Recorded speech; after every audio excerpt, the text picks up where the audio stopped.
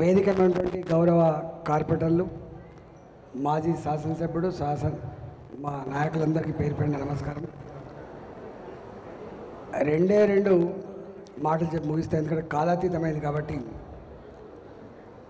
నేను వస్తున్నప్పుడు నాకు ఒక ఆయన, అన్నా నువ్వు ఎందుకు బయటకు వచ్చినవే అని అన్నాడు నన్ను. కార్లో వస్తుంటే ఇప్పుడే టీఆర్ఎస్ పార్టీ నుంచే ఎందుకు బయటకు వచ్చినామని అడిగింది.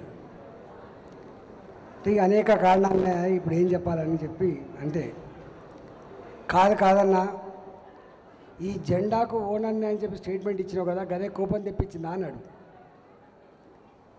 నేనన్నా ఏ పార్టీలో అయినా కూడా జేపీ నడ్డా గారి నుంచి మొదలుపెట్టి ప్రధానమంత్రి నరేంద్ర మోడీ గారి దగ్గర నుంచి మొదలుపెట్టి కింది స్థాయిలో బస్తీలో ఉన్నటువంటి కార్యకర్త వరకు కూడా ఈ జెండా నాది అనే భావన లేకపోతే ఆ పార్టీ బతకదు అని.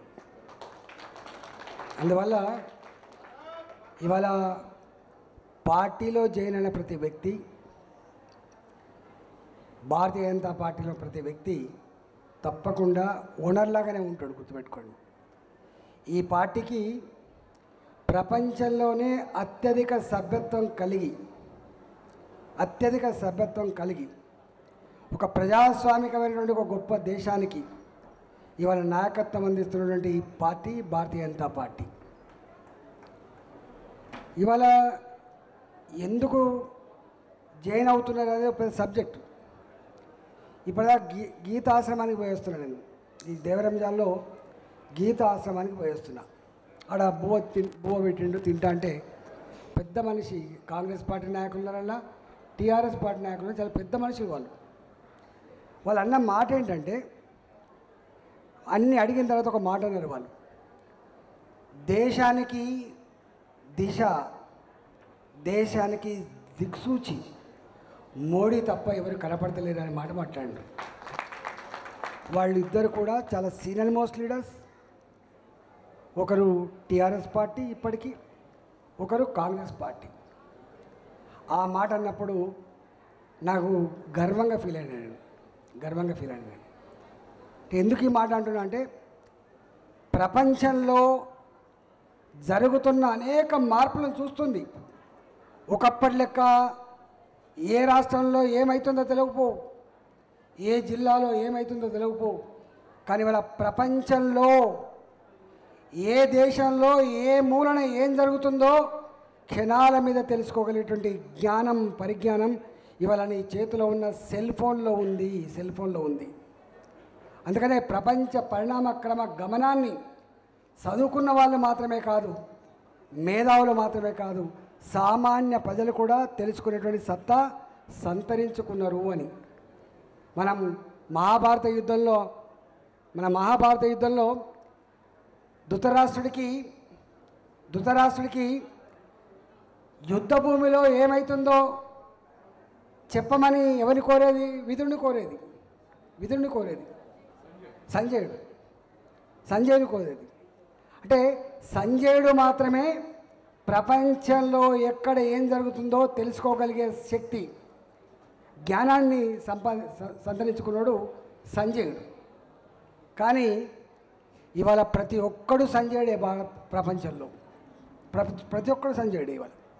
అంటే గంత జ్ఞానం ఉన్నటువంటి వ్యవస్థలో ఇవాళ సిరియాలో ఏమవుతుందో చూస్తున్నారు, ఇరాకులో ఏమవుతుందో చూస్తున్నారు, ఇరాన్లో ఏమవుతుందో చూస్తున్నారు, ఆఫ్ఘనిస్తాన్లో ఏమవుతుందో చూస్తున్నారు.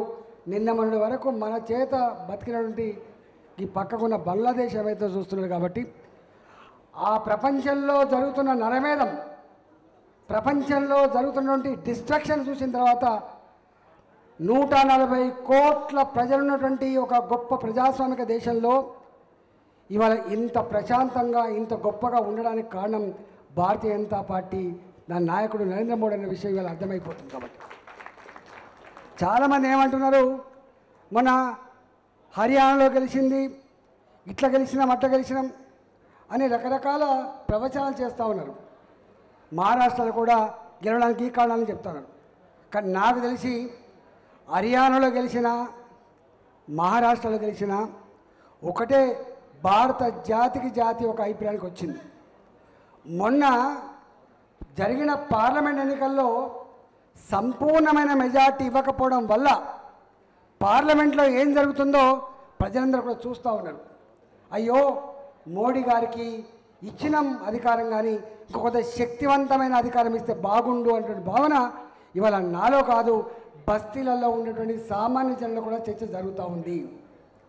ఎక్కడో మిస్టేక్ జరిగింది, ఎక్కడో తప్పు జరిగింది, మోడీ గారికి కొంచెం మెజార్టీ ఇవ్వాల్సి ఉండే, ఇస్తే ఈ దేశం మరింత సుభిక్షంగా ఉండే ఆస్కారం ఉన్నటువంటి భావన ఉంది. కాబట్టి మొన్న పార్లమెంట్లో జరిగిన ఎన్నికల్లో ఇవాళ మనకు వచ్చిన రిజల్ట్ తర్వాత ప్రజలలో వచ్చిన మార్పుకు సంకేతం, మార్పుకు సూచి హర్యానా, మహారాష్ట్ర ఎవరు గుర్తుపెట్టుకో.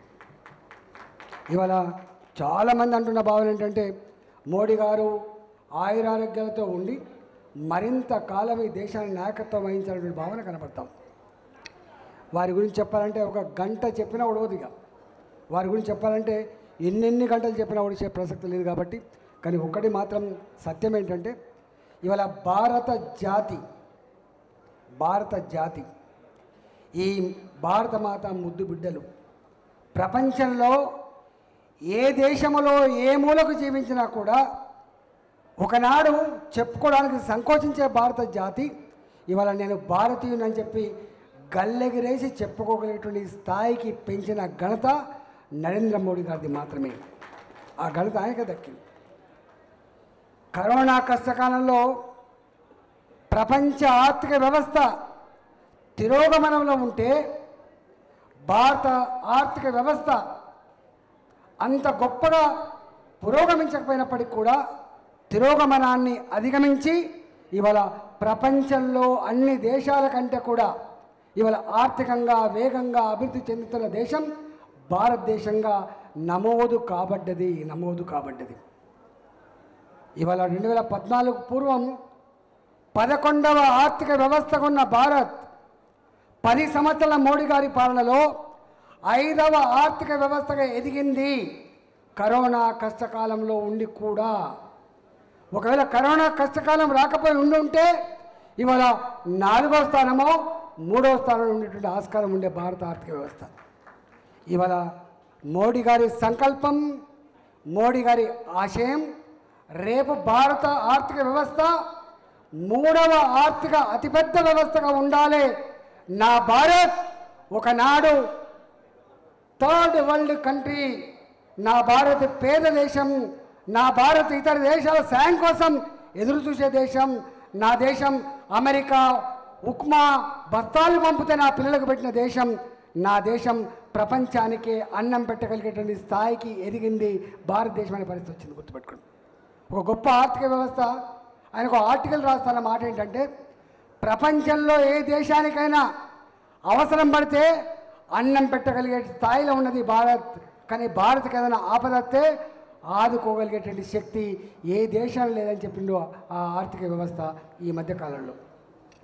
అందువల్ల మోడీ గారు ఏదో సోషల్ మీడియా లేదా బాయ్ చెప్పి ఉపన్యాసం ఇస్తే కాదు, ఒళ్ళు వంచి పనిచేసి భారత జాతి హృదయాల్లో ఇవాళ దేశ ప్రగతిని అనే దాన్ని ముద్ర వేసి ఇవాళ స్థానం సంపాదించుకున్నప్పుడు బిడ్డ నరేంద్ర మోడీ గారు. కాబట్టి రేపటి భవిష్యత్తు దేశంలో మోడీ గారిది మాత్రమే.